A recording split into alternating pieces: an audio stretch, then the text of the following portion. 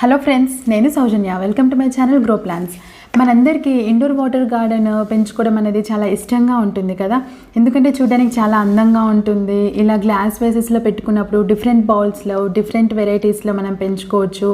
ఇంకా చూడడానికి చాలా అందంగా ఉంటుంది. సో ఇలాగ మనం మొక్కలు పెంచుకునేటప్పుడు మనము ఎలాంటి జాగ్రత్తలు తీసుకోవాలి, ఇంకా కామన్గా మనం చేసే మిస్టేక్స్ ఏంటి అనేది ఈ వీడియోలో క్లియర్గా ఎక్స్ప్లెయిన్ చేద్దాం అనుకుంటున్నానండి. ఇంకా ఆ మిస్టేక్స్ని మనము ఎలాగ అవాయిడ్ చేయాలి అనేది కూడా నేను చెప్తాను. సో తెలుసుకుందామా అండి.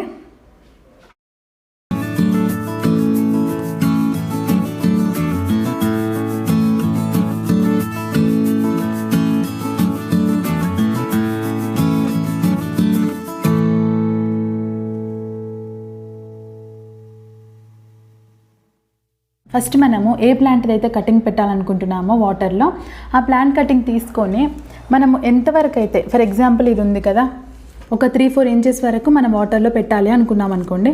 అక్కడి వరకు ఏవైతే లీవ్స్ ఉంటాయో ఆ లీవ్స్ అన్ని రిమూవ్ చేసి నెక్స్ట్ మనం వాటర్లో పెట్టుకోవాలి. అలా అయితే కనుక ఆ లీఫ్ రాట్ అనేది ఉండదు అండ్ వాటర్ అనేవి క్లీన్గా ఉంటాయి, మొక్క కూడా డిస్టర్బ్ కాకుండా ఉంటుందన్నమాట.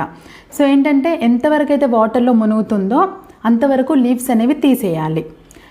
అండ్ నెక్స్ట్ థింగ్ వచ్చేసి మనము ఇప్పుడు ఇలాంటి ప్లాంట్స్ అంటే మనకి ప్రాబ్లం ఏం లేదు, మనం కటింగ్ తీసుకోవచ్చు, డైరెక్ట్ వాటర్లో పెట్టుకోవచ్చు. బట్ సాన్స్వేరియా ఇలాంటి ప్లాంట్స్ అనుకోండి, వీటికి ఏంటంటే మనము కట్ చేసినప్పుడు ఇక్కడ మనకి కోలస్ అనేసి ఒక లిక్విడ్ వస్తుంది కదా. సో ఆ లిక్విడ్ అనేది కంపల్సరీ డ్రై అయిన తర్వాత మాత్రమే మనం కటింగ్ని వాటర్లో పెట్టుకోవాలి. అంటే ఈ లీఫ్ని మనము కట్ చేయగానే వాటర్లో పెట్టుకుంటే లీఫ్ రాట్ వచ్చేసేసి లీఫ్ అనేది చనిపోతుంది, కానీ దీనిలో నుంచి రూట్స్ రావడం కానీ లేకపోతే ఒకవేళ మీరు ప్రాపగేట్ చేయాలి అని అనుకుంటే కొత్త మొక్కలు రావడం కానీ జరగదు. సో ఏంటి అని అంటే ఇలాంటి మొక్కల్ని మనము ప్రాపగేట్ చేయడం కోసమైనా లేకపోతే వాటర్ గార్డెన్ కోసమైనా కానీ యూజ్ చేయాలి అని అనుకున్నప్పుడు ఈ కటింగ్ తీసుకొని దీన్ని 1 డే మనం డ్రై చేసాక మాత్రమే మళ్ళీ మనం వాటర్లో పెట్టుకోవాలి. అండ్ నెక్స్ట్ చాలా ఇంపార్టెంట్ విషయం ఏంటి అని అంటే వాటర్ గార్డెన్ మెయింటైన్ చేసుకునేటప్పుడు వాటర్ చేంజ్ చేయడం అండి. ఇది మినిమం 4 డేస్కి ఒకసారి మీరు వాటర్ చేంజ్ చేస్తూ ఉంటే అది బెస్ట్. ఒకవేళ మీకు కుదరదు అని అంటే మాత్రమే మీరు వీక్లీ వన్స్ చేయండి. ఎందుకనంటే ఇక్కడ 2 విషయాలు ఉన్నాయి. ఫస్ట్ విషయం వచ్చేసి ఈ మొక్కలు అనేవి ఆక్సిజన్ ఏవైతే ఉంటాయో వాటిని పీల్ చేసుకుంటూ ఉంటాయి కాబట్టి వాటర్లో ఉండే ఆక్సిజన్ లెవెల్స్ అనేవి తగ్గిపోతూ ఉంటాయి, కార్బన్ డైఆక్సైడ్ లెవెల్స్ అనేవి పెరుగుతూ ఉంటాయి. సో అలాంటప్పుడు ఏమవుతుంది అని అంటే మనకి ఈ మొక్కకి న్యూట్రిషన్ వాల్యూస్ కానీ ఏవి అందకుండా ఉంటాయి. సో మనము దాన్ని మెయింటైన్ చేయాలి అని అంటే ఈచ్ అండ్ ఎవ్రీ 4 డేస్కి మనం డెఫినెట్గా వాటర్ చేంజ్ చేయాలి. నెక్స్ట్ ఇంకొక ఇంపార్టెంట్ విషయం ఏంటి అంటే వాటర్లో ఉండే న్యూట్రిషన్స్ తగ్గిపోవడం అనేది పక్కన పెడితే మస్కిటోస్ తయారయ్యే ఛాన్సెస్ కూడా ఉంటాయి. సో ఈ మస్కిటోస్ వల్ల మొక్కలకైతే పెద్దగా ఇబ్బంది ఏమి ఉండదు, బట్ మనకి చాలా ట్రబుల్ అవుతుంది. దీని మీద నేను ఒక స్పెషల్ వీడియో చేశాను, ఒకవేళ మీరు కావాలంటే అది కూడా చూడొచ్చు. ఒకసారి వాటర్ చేంజ్ చేయడం వల్ల మస్కిటో సైకిల్ అనేది బ్రేక్ అవుతుంది.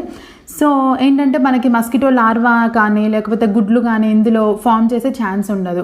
సో ఈచ్ అండ్ ఎవ్రీ 4 డేస్కి మీరు వాటర్ చేంజ్ చేయడం అనేది అన్ని రకాలుగా కూడా చాలా ఇంపార్టెంట్. అది మొక్క విషయం తీసుకున్నా కానీ లేకపోతే మన జాగ్రత్తలో మనం ఉండాలి అని అనుకున్నా కానీ. నెక్స్ట్ మీరు ప్రాపగేషన్ కోసం వాటర్లో మొక్కల్ని పెంచాలి అని అనుకుంటే మీరు ఒక ఇంపార్టెంట్ విషయం గుర్తుపెట్టుకోండి. ఏంటి అని అంటే మనము వాటర్లో మొక్కలు పెంచినప్పుడు వాటిలో వచ్చే రూట్స్ అనేవి కొంతవరకు సెన్సిటివ్గా ఉంటాయి. అదే సాయిల్లో వచ్చే రూట్స్ అనేవి చాలా స్ట్రాంగ్గా ఉంటాయి.